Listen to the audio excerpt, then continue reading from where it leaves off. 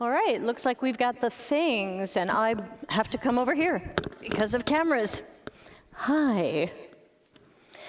Hi, I'm Debbie Levitt. Thanks for coming to Strategizing Products and Customer Experiences, which I like to call SPACE for short, which really fits in well with this event. Wanted to mention that this is the microscopic version of SPACE. I normally give this as a 3 half-day workshop, so if you feel like I didn't go deep enough on certain topics, you're right. I had to cut this down from 12 hours to 1, so we're going to do our best to cover the high notes. Also, wanted to mention I have a shirt to give away, and I have my new book to give away. So at the end, if anybody's interested in either, we'll find someone to hand them to. My new book is called Customers Know You Suck. That's not a joke, but thank you. Okay, so I'm Debbie Levitt, and I've been a CX and UX strategist, researcher, designer, trainer for decades, me and the dinosaurs.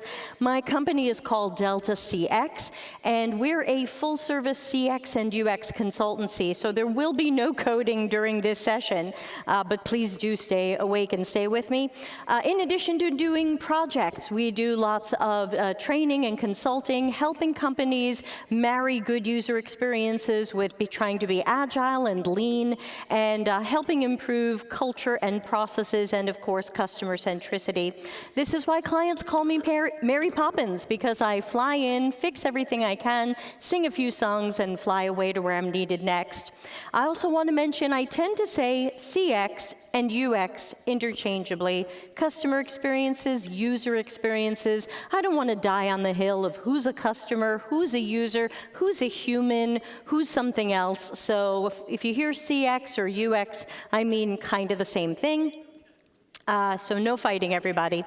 So no matter what role we're in at our company, we probably want the same 3 things. We want customer attraction and adoption. If we can't win new customers, we might not have product or service market fit. I like to call it PSE for products, services, and experiences, everything your company offers. Second, we want customer satisfaction. If they're complaining, we're probably doing some things wrong. We've got poor ratings, we score badly on surveys, we've got angry tweets, and a mountain of support tickets. Customer support is about a lot more than did they get a nice representative who's going to try to smooth it over and make them happy again. Customer satisfaction is really about understanding how we cause problems and finding and fixing those root causes. Third, we all want customer loyalty and retention. If we win them but they don't stay, we're still in trouble. Are they choosing a competitor? Are they downgrading or buying from us less often? If we can't keep any games we played to try to get them to sign on, rate us higher, or claim they'll recommend us to someone else, won't matter. Anything we released that might have been wacky or misguided or good enough, it's not going to help us if we are not keeping them and getting that loyalty. So to really get this right, we've got to care about customer centricity. We've got to put them at the center of our decisions. If I make a stakeholder unhappy because I'm asking questions and using my critical thinking and asking where is the customer in this conversation, I probably still have a job tomorrow. But if we don't make enough customers happy because we didn't care about their needs, their tasks or problems, I could be laid off tomorrow. And we block this. We block customer attraction, satisfaction, and loyalty, usually because of 4 things. First one, complaints, bugs, problems, and frustrations are unresolved. I know this is mostly an engineering conference. Anybody want to raise their hand and say, yeah, we have a mountain of bugs in the backlog that we haven't gotten to or prioritized? Well, customers know that. They might think you suck. And you might hope that you've released something good enough to keep users, but what we internally declare as good enough is rarely good enough for customers, especially those who are paying. And we know this because we are customers of companies who suck. We hate this stuff all day long, and then we go into our jobs and we fall into the pit of mediocrity again. And why should our customers stay with the company who releases broken products and services and then deprioritizes improvements that you requested or demanded? We block this with our own value proposition. What do your products and services offer that competitors don't? Why should people try it, use it, and stay with it? How do you make your customers' lives or tasks faster, easier, more efficient, or better in some way? Poor products and services. There are so many ways that our products and services can be considered low quality or low value by our customers. You can think of multiple times that you started with product, services, or experiences and then canceled, downgraded, or uninstalled, probably within weeks, if not days. Our company might aggressively chase business goals and try to make customers take the actions the business wants them to take. But we've put customers in the periphery. I call it customer peripheric instead of customer-centric. We're not facilitating their tasks or what they would choose for themselves. Our customers are intelligent people who can tell when our company didn't care what they needed. And fourth, negative and disappointing human experiences. Even if our products and services are decent, human interactions can be deal breakers. We've all struggled with support reps who couldn't help us or seemed to not care, leaving us without a resolution. I once didn't renew a SaaS subscription because I couldn't stand the salespeople. Every interaction with a customer or user is a chance to improve or hurt a relationship. And customer centricity is hot. We're all talking about it. Thanks for coming here today, because I know Guy is really awesome to listen to. So thanks for coming here.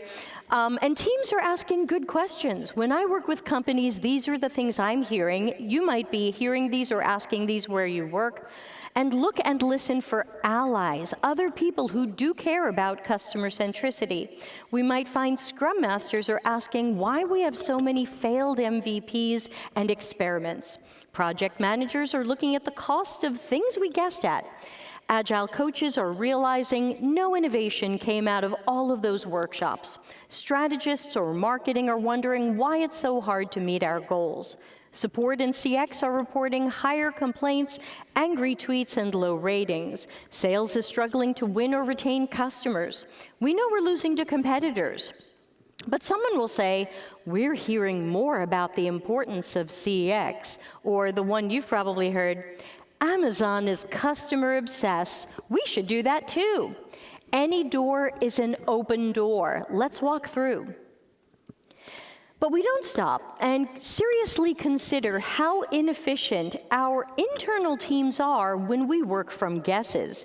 We can build what a stakeholder tells us to build, but if this isn't based in great customer intelligence, the risks are high.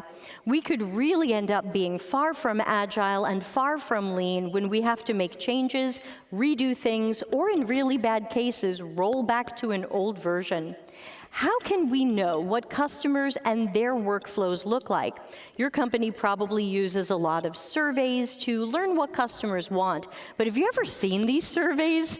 They are often highly flawed, asking people to guess if they would like an idea they haven't even seen, or predict something they may or may not buy in the future.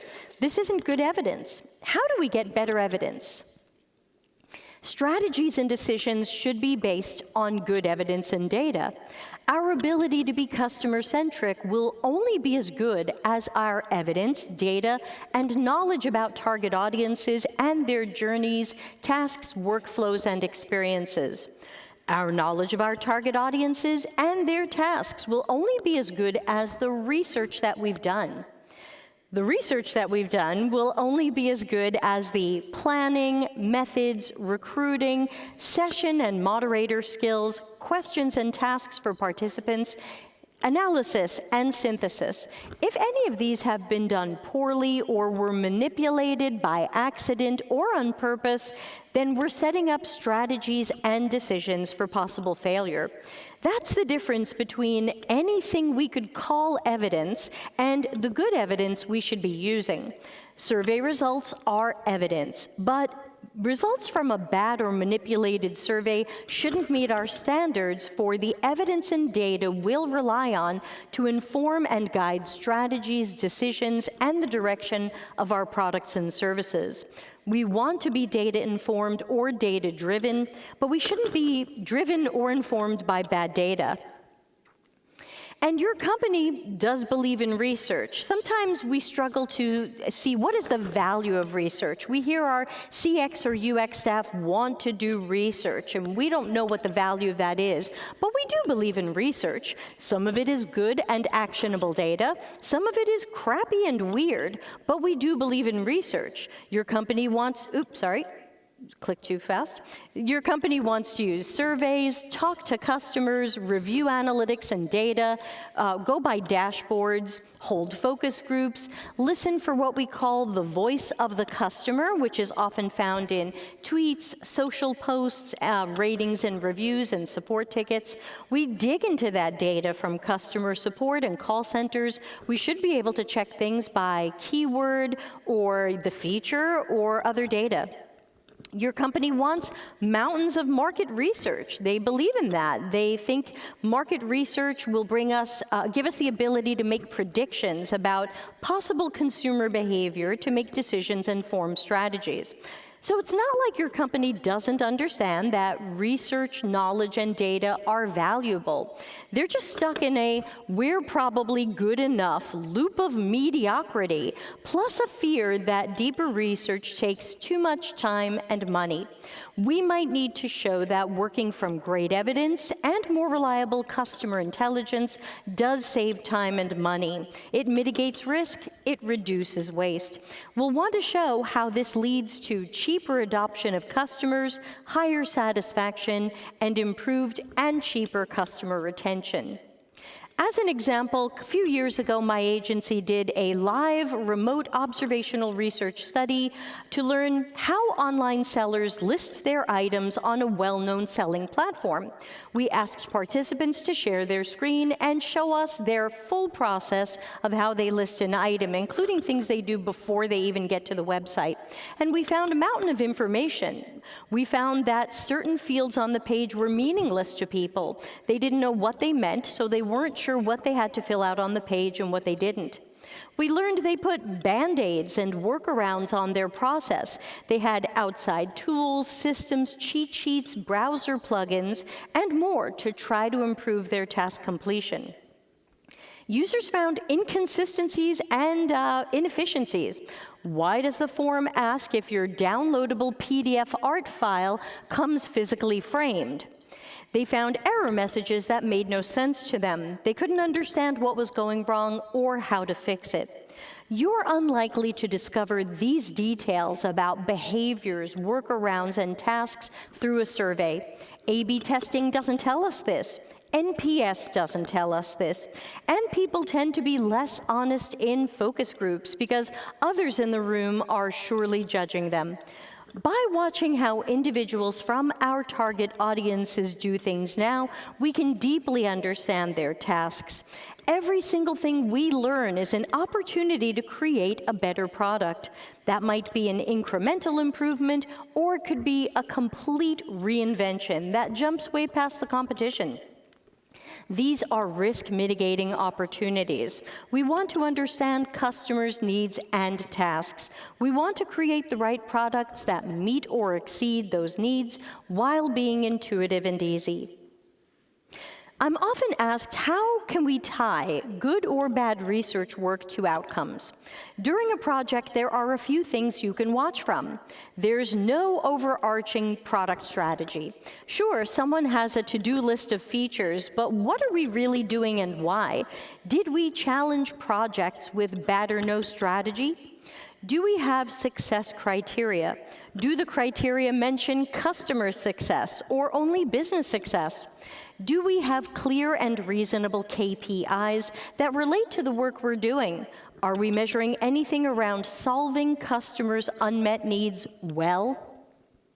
Another symptom is having no customer-focused problem statements. We might have a statement about what the business hopes to achieve, but where's the customer? We should write problem statements based on evidence and knowledge, not guesses and assumptions. And you've probably had this on your own teams. It's hard to make decisions when we don't have the right evidence, so we tend to fight over opinions. We aren't led by qualitative data and a clear strategy, so it's often, what does a product manager or engineering lead like? When we pretend to have empathy and we wonder, what would the user like? We don't know. We're guessing and assuming, which is risky.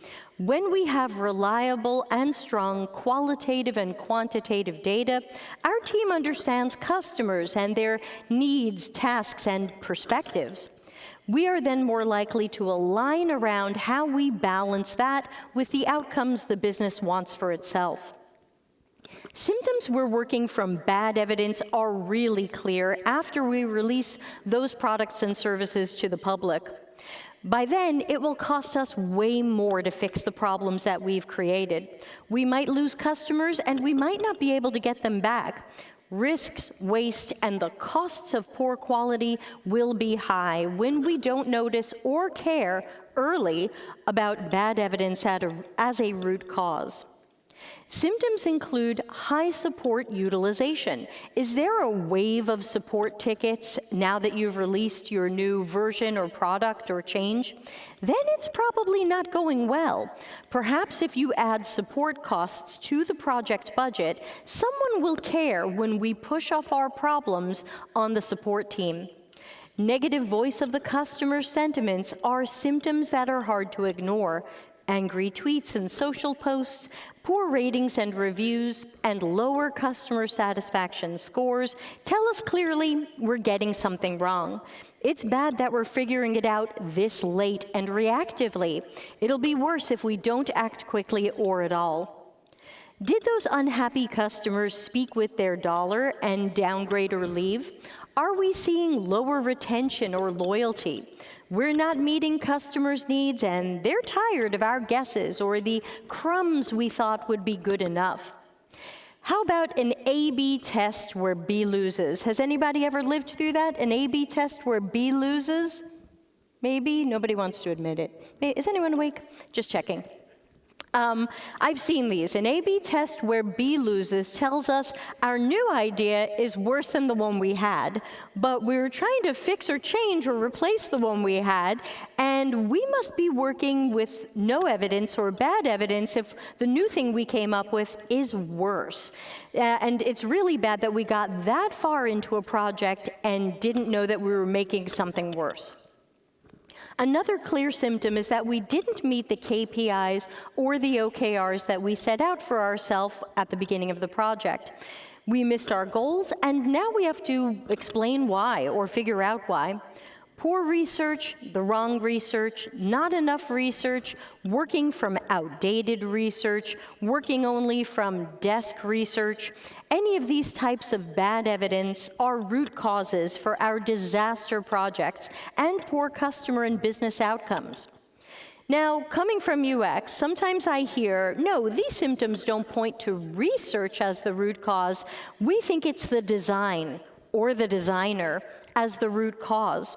Maybe they're bad, but a good designer can only work from the knowledge that we have, the strategy of the project, the qualitative evidence from observations and interviews done by a skilled professional. We can't expect a designer to create the best designs because a survey said people like our idea. What you think is bad design might be bad design, but it might also be a symptom of the real root cause. If it's not tech debt, like a bug or a slow site or a bad database, it's probably a CX or UX problem.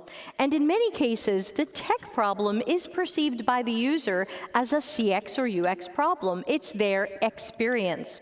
So all roads lead back to the evidence and information we used for our strategies, decisions, and products and services.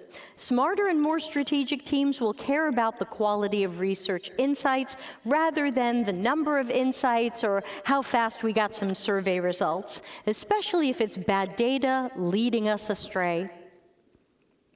So let's think about how we can do some strategies and planning on our teams. For starters, this is kind of my short version of the what your process could be in a more ideal universe. See what you can change when you get back to work. So we're going to need a better process both strategically and tactically. This overview refers to some ideas that I'll be explaining, but again, since this is a short version, I don't have everything in all of these slides. But you can always ask me later. I'll be outside, I'll be around all day. I'm on Discord as Delta CX Debbie, and my email is on the bottom of every slide. So if anybody has a question, please find me. So first, break it down. Very often we hear from someone above us, improve product quality, but make new things, innovate, in air quotes. But we don't know what that is. And if we don't know exactly what we're going to do, then we probably don't have a strategy. We're guessing at a roadmap. We're guessing at everything else. So we're going to want to spin up some research to make sure we know everything about this space. And when I say research, I mean what we in CX and UX call generative research. Evaluative research is where we're testing prototypes or wireframes. That's where we evaluate a design. But generative research generates information that can help set the project in the right direction. And that is our evidence, data, and knowledge. Very often we're working from little or none. So hopefully we can spin up some of that research, make time for it. Yes, that can be agile. Agile is just about good planning, and we're not part of sprints usually anyway. No, it's not sprint zero. We just have to be planned in before. I have a slide on that later. So we want to make sure that we have all of the evidence and data that we can around this product area, our customers, our potential customers, our partners, our tech, anything this involves. And if we don't have enough of that, we should make the time to get that. Next, we should be writing problem statements, but a problem statement from the perspective of our customers based on the research. Too often I see user stories that are absolutely guessed at. And this looks real cool, looks like we've done the work, but we're working from totally made up crap. And our customers can tell. You can tell as a customer when they didn't build for who you are and what you need. So the problem statements, if you want to write user stories, you can. I don't love them. But we should be writing problem statements of the real problems and opportunities from the customers' or users' perspectives. Next, I'll be showing you what I call my Delta CX impact map. Now that we have our problem statements, we can take a look at the negative impact of these problems on the business. We already know the negative impact on customers and users because this is broken or incomplete or sucks. Now we're going to tie that to business problems, which I'll show in a moment. And sometimes when we're doing this exercise, we realize there's still stuff we don't know, which is an exercise we're going to do together. We should have time. Since I don't have any phone signal in this room, I'm just going to have you yell stuff out at me. We've also got what I call my Delta CX change dependency map, which is a slide I had to cut because I didn't have time. But in short, we're going to map out anything that could block changes you're trying to make. And by changes, I mean improvements to the way your team works, process improvements, staffing improvements, all the things we talk about in retro that we're supposed to make better later, and sometimes we don't. So we have to map out what's blocking this, and sometimes our blockers have blockers. And that's where I think we need to just kind of map this out and start working on that blocker of blockers so that we can free up the blockers and try to address those.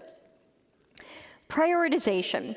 Now that we understand our users' key problems or unaddressed needs, and we've got some of our maps that I recommend, we can bring the project team together for a prioritization exercise. We can decide which user problems to tackle in which order, and each domain can start their planning and road mapping however they do it. Notice I'm not yet talking about features. That's because in this world, we're not a feature factory anymore. We're going to start with what the customers need, balancing that with the business goals and the business needs, and then deciding our priorities. The features come later. It's hard to know what the features are when we don't understand the customer's problems. So be careful of rushing into features when you don't even know what problem you're solving. And to me, all of this gets fixed nearly immediately if there were any accountability. Quick show of hands, anybody feel like their company does a good job holding people accountable for disasters and crap? I think I see no hands. Okay, I'm with you. One, everyone go work there where there's accountability. I would love to see accountability because then we can say, look, I know I didn't do the best job I could, but I didn't have the right time, I didn't have the right resources, I didn't have the budget, I didn't have enough people. There's always something. It's not because I suck at my job. It's true for all of us in product, engineering, UX, data and analytics. There's usually something that blocked us. And if there were accountability, we'd be able to get to that root cause and maybe get what we need and not be blamed for a decision we didn't make. And that goes with my governance model as well, which was sadly cut for time. But again, I've got a lot of these on my Delta CX YouTube channel.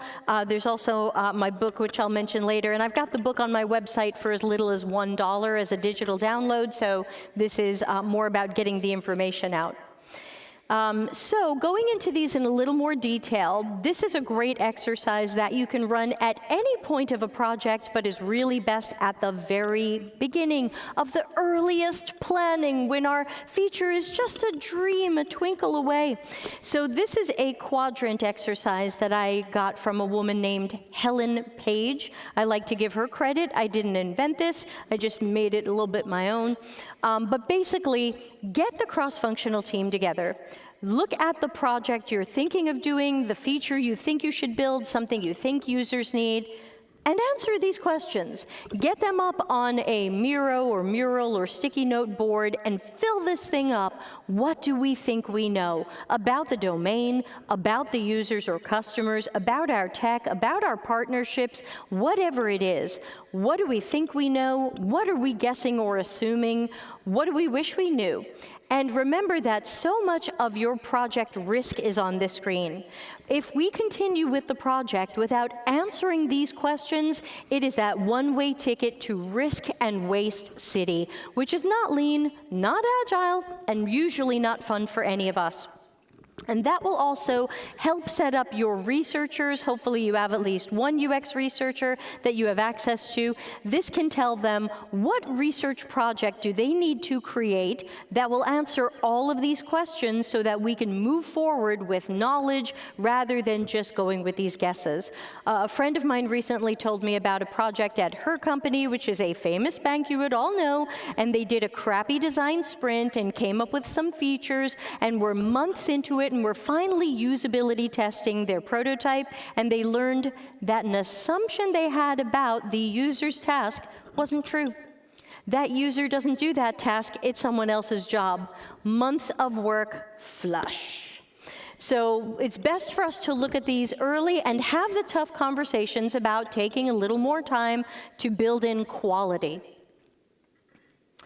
Hey, we have no strategy. What is this project's strategy is a question I always ask when I hear about executives randomly changing priorities. And so far, 100% of people have said, we didn't have a strategy. Teams change what they're working on based on whatever an executive feels like we should do this week or month. If that sounds like your situation, I do want to see people, especially those in leadership like lead manager or higher, challenging those people, challenging them to have a real strategy that doesn't change every day.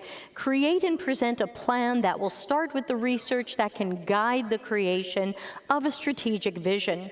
We can then use that strategy to prioritize problem-solving projects and put teams on a clearer path.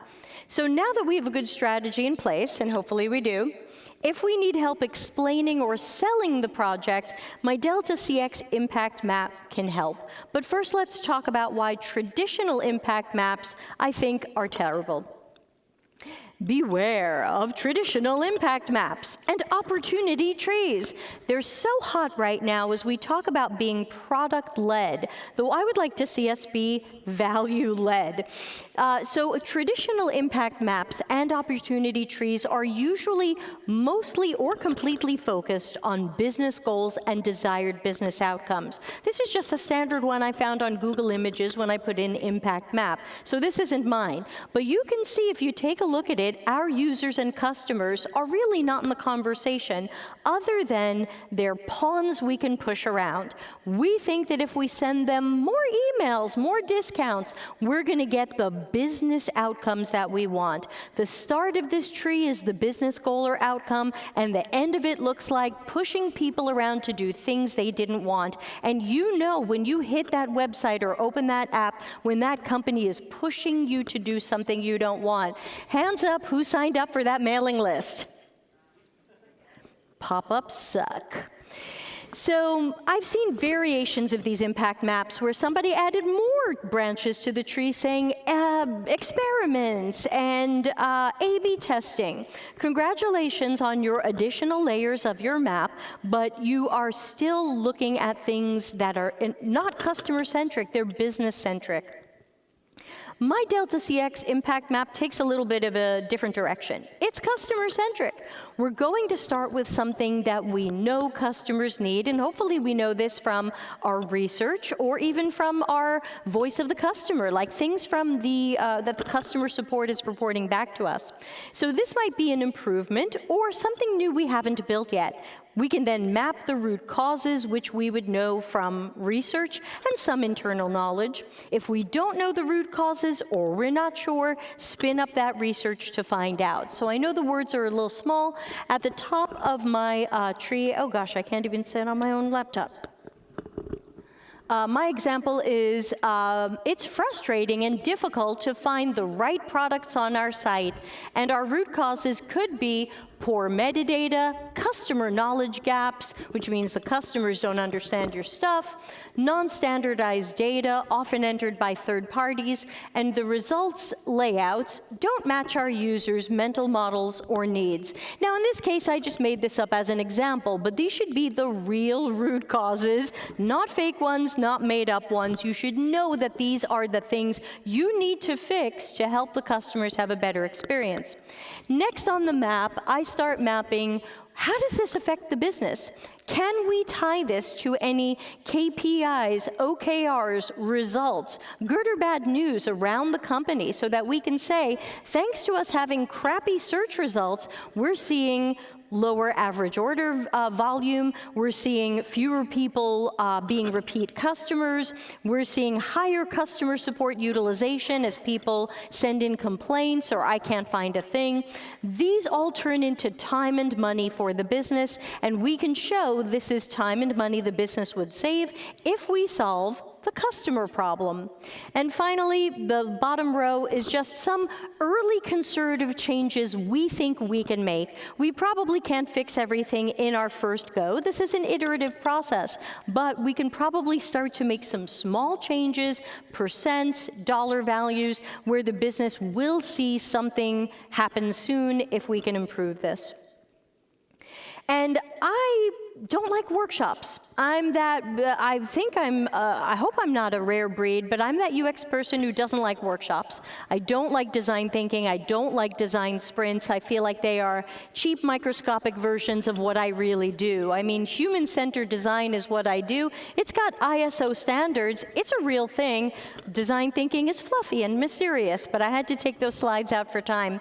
But we do a lot of workshopping at our companies right now, and I think that's also part of the accountability problem. The more we do as a group or committee, the less we can blame anybody for the carnage.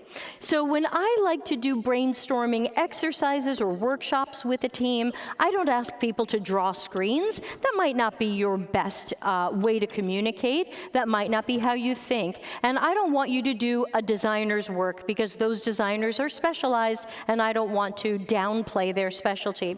So what I like to do is have people give ideas, just ideas on sticky notes, just explain them, describe them, short, long, and let's categorize them by what only helps the business, but isn't great for our users, something that's great for users, but might not be great for the business, and something that's more win-win. That doesn't mean we only do the win-win stuff. We're probably going to do the other stuff. We'll pursue those ideas or consider them, but I want to make sure that we have the self-awareness and team awareness to say, we have ideas that don't benefit the customer, or we have ideas the business might not love, but it's all about finding that balancing act. So quickly, I do this to try to solve for, I don't want to see teams trying to solve problems when they don't understand problems or target audiences. That's where you go back and do that research and that research quadrant exercise. At least start doing those before your design sprints. I'm also trying to make sure we are not asking attendees to draw screens or pretend they're UX designers. We don't need a specific idea execution. I just want to hear your idea. And I don't like to ask people to vote on their favorite idea because the user or customer isn't in that conversation. That was just a popularity contest. It's American Idol. And I don't think that's how we should pick what goes to our customers. So if you love voting, vote on what you think is a high priority. That's just theater because we do prioritization exercises to really learn what we should prioritize.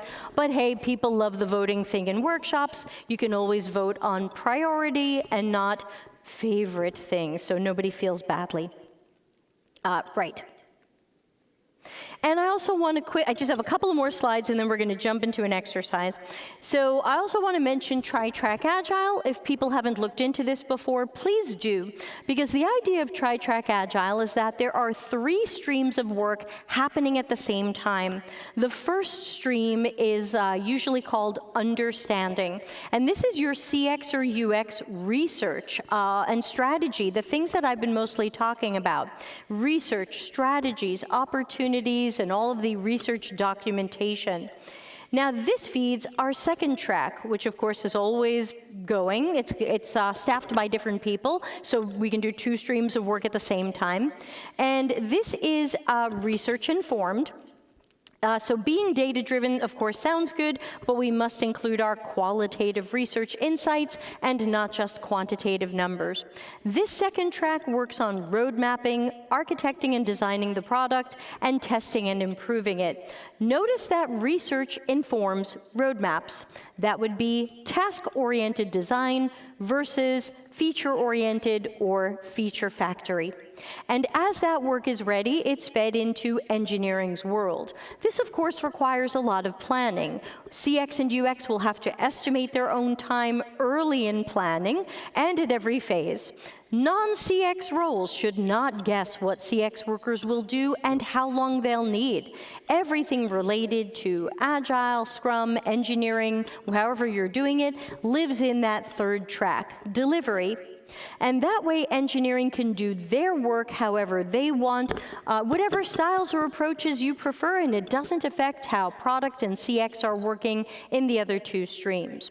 And a diagram like this highlights why it's important to have specialized and separate researchers and designers. Some companies are trying to hybridize these and turn them into a jack-of-all unicorns, as I like to call them. But that's because they don't know that the UX designer or product product designer is already a hybridized job. It's usually information architecture, interaction design, and sometimes visual design.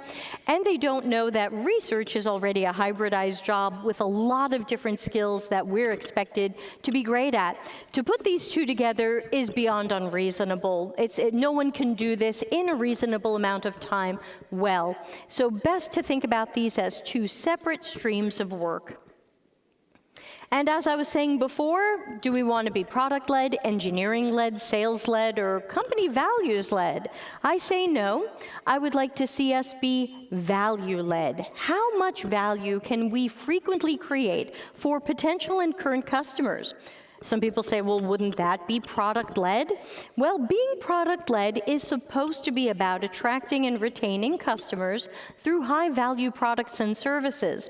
But some product-led companies decide on features based on guesses, assumptions, hopes, dreams, or things they want to push people to do.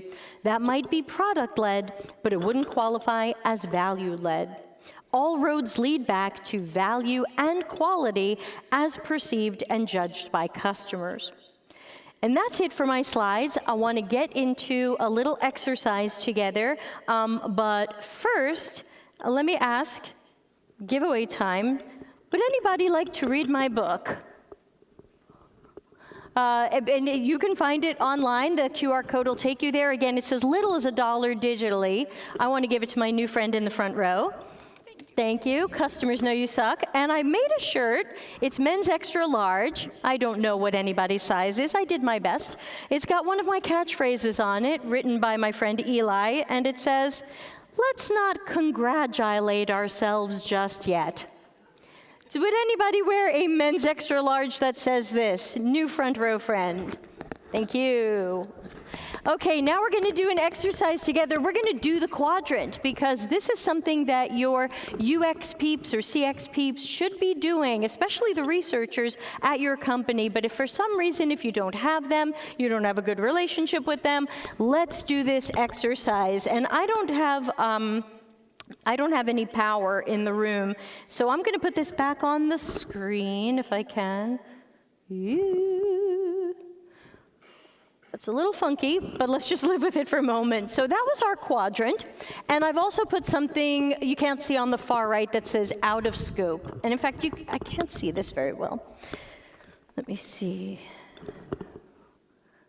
Has anyone seen my cursor? Let's see. Zoom. Okay, that's a little better.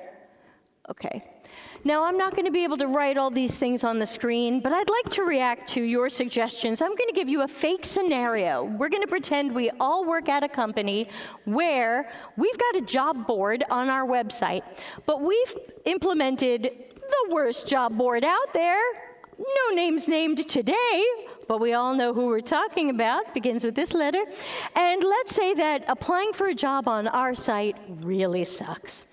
And we're getting complaints from people. We're seeing a drop in applications. Those of you applying for jobs now know how bad these systems can be. So let's imagine that we work at a place where we are looking at, we should probably make applying for a job better, easier, more efficient. But before we plan or start this project, what do we think we know? So again, imagine we're worried about job board and applying for jobs. Anybody want to give me anything that would go in one of these quadrants, again, which is unanswered questions, what you wish you knew, guesses and assumptions that you might have about job applicants or our technology, and potentially outdated or incorrect information. Anybody want to yell something out? The user could be on their phone. Absolutely. We should have again, I'm not going to put these up. We're just going to yell them out for now because I won't be able to see it from over there.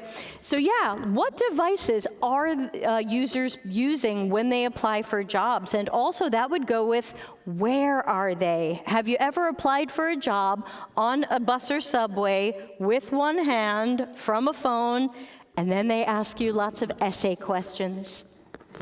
So think about, great one, think about device, think about environment. Where are they? We should know that before we're creating a project to fix things. What else goes up here?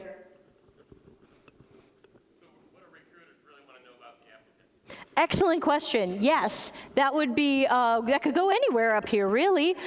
So what do recruiters need to know? And I would be asking, what's the least they need to know? Because we want to make the shortest form possible. So, hey, internal recruiters or team or hiring managers, what's the least we need to collect from people to get them into our funnel and consider them as a candidate? Good one. Anybody else want to yell out other things? Yeah.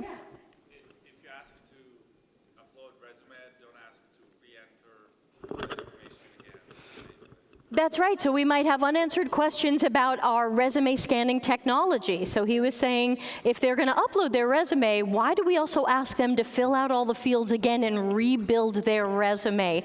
That sounds like our tech sucks, or someone has a leftover form from some other era. So great questions about, can our technology scan these resumes to get whatever information the recruiters need? Do we even need to scan the resume, or can we just upload it and have someone look at it later?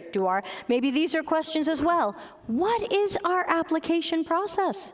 Do humans look at resumes, or do we auto-reject people after we scan the resume and there's something we don't like? So what is our own workflow? Do we even know?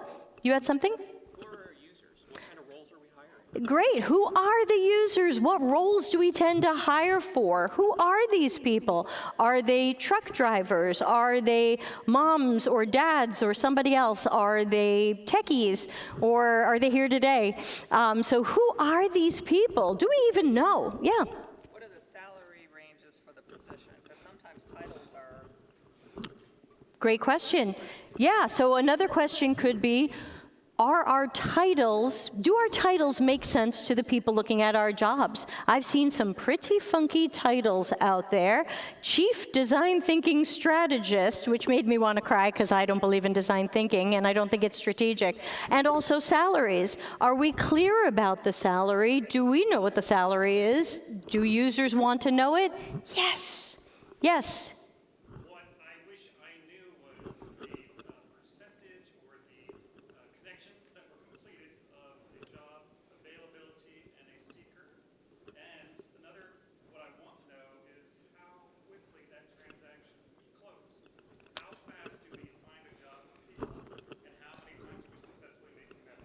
Great, so just to repeat that, because especially for the recording and the broadcast, if I heard you correctly, you want to get some quant statistics that tell us a little bit about that funnel. How long does it take for people to go from application to maybe interview or shortlisting or hiring? What amount of time does that take? How many people are making it through? Sounds like some quant data like that. Yeah, anything else we wish we knew? Also, remember, in my CX and UX world, I'm thinking about behaviors, habits. When you think about applying to jobs, what are some behaviors we wish we understood from our applicants or internal? Man in hat. Yeah, where are they abandoning the process, which we can usually tell from our quant data, our Google Analytics, our funnel, but I want to know why. And so we can find out how many or what percentage looking at our data and analytics, but it's probably going to take a researcher to know why. Why does this suck? Where does this fall apart for people? Because the quantitative and the analytics are cool, but they usually don't tell us why. And if we don't know why, it gets hard to fix. Yes? Yeah, and both. Yeah, he said, do the job descriptions suck? Do the tools suck? Could it be both? These are good questions. Do our job descriptions make sense to people? Where do they fall apart? How much of them do they read? Where does this disconnect for them? Lots of things we could ask about. Do the job descriptions, the titles and salaries make sense? Are they meaningful? Person next to you.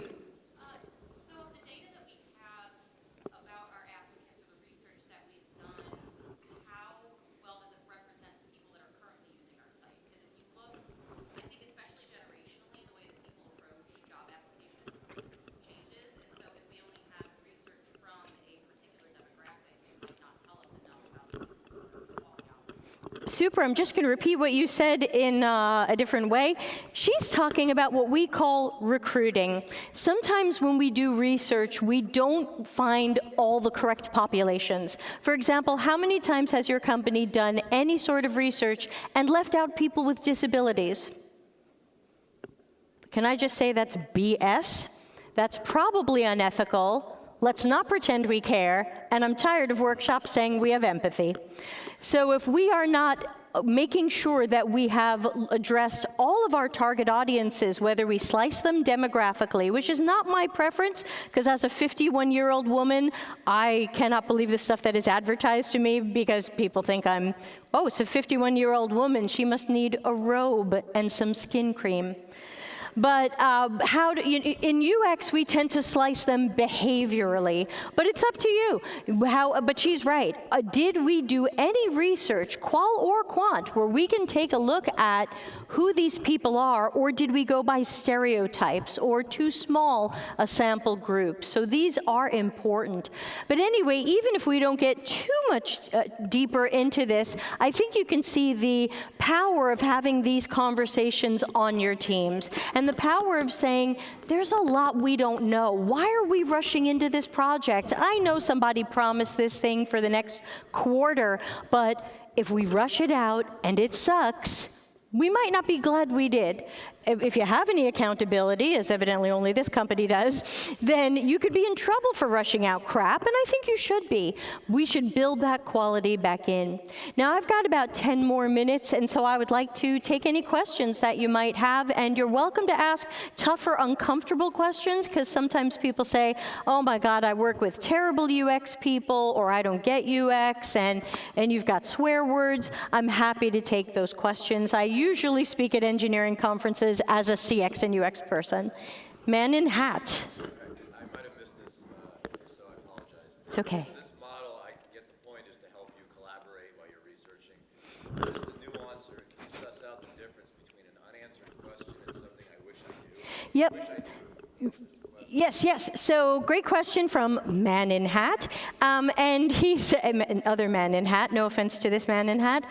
So basically, this is an exercise that you can do to figure out what your team thinks they know, some of our false confidence, and what we wish we knew. Now, in reality, thank you for your critical thinking, because all four of these are basically the same. There is a little bit of a trick here, but I find in the research world, sometimes if we ask a question a different way, we get a different answer.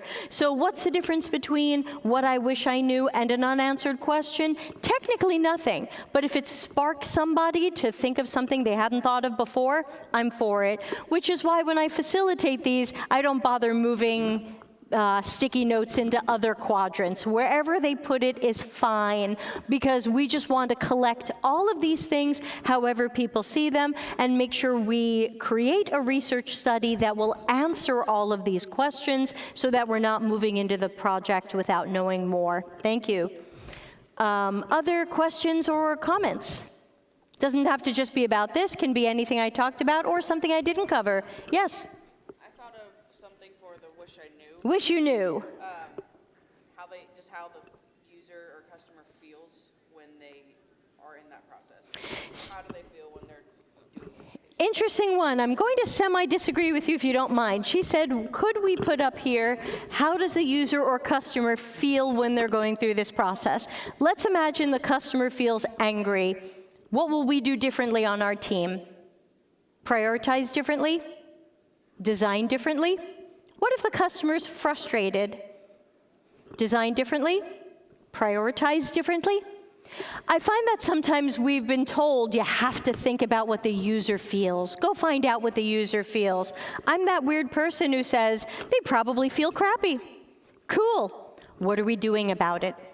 So it's not that I think you should never find out what they feel, but I feel like it's not actionable. I can't design because I find out people are frustrated or angry. I get it. This sucks. I need to know why it sucks. So I'm that weird person who is not as attached to what does the user feel. Because if you think about things that you use every day that you think suck, It's probably because of something that they designed or didn't design. It's not as related. The feeling is the outcome. The feeling, like even delight. People say design for delight. I say no, design for efficiency, and then they'll be delighted. Yes? One question I wrote down is, where do you see an enterprise design system fitting into this process? Cool. Where does an enterprise design system fit into this process? So design system in the sense of the visual design of different components? No. Scale, something that would wrap around the entire organization. But as a design system, that's usually like a components of what these things look like. What does a drop list look like? What is a... I'm thinking of a design system that would be encompassing all of the, from the CEO down, the entire organization, using the design system for all of the processes, how to engage with sales, with customers, a complete solution design system. Okay, so I'm just trying to make sure we have the same definition of design system. Do you mean the process by which your company engages in design, or do you mean the consistent visual appearance and branding of this, or something else? I'm thinking larger than that, something that will be inclusive of development, design, and sales, and other areas of the enterprise. This may sound accidentally flippant, but are you asking me how your entire company works? There is a documentation process for a design system that would be used by the entire organization. I understand, but usually a design, the definition of a design, I think we have different what's your definition of design system? An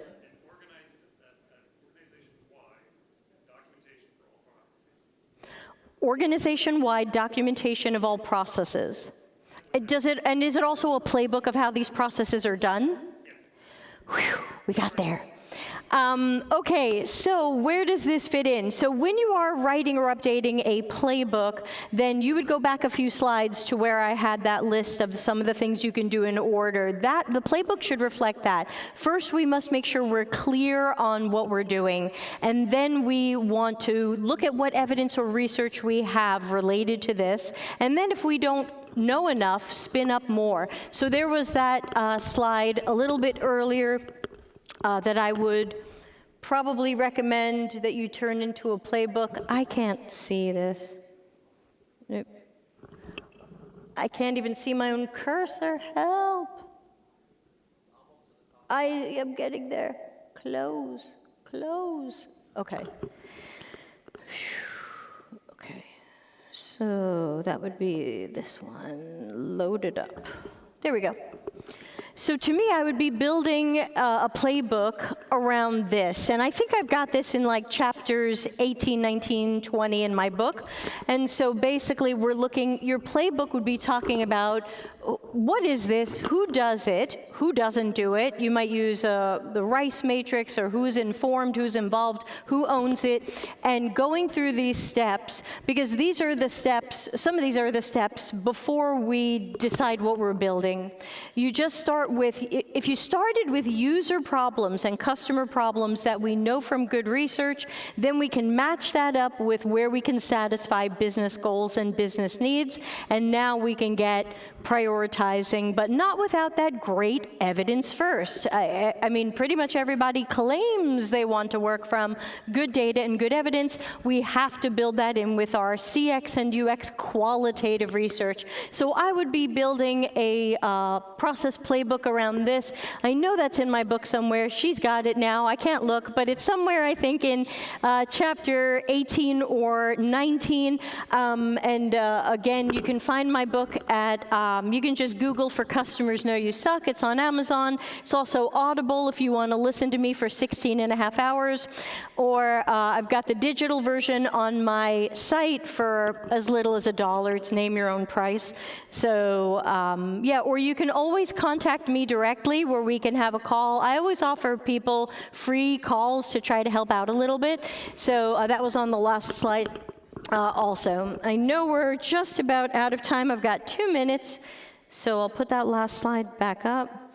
So yeah, those are some good ways to contact me through the Delta CX website, which will probably dump you on my customer centricity website. But again, if anybody has a question I didn't answer, or you want to have more of a private conversation, please get in my calendar.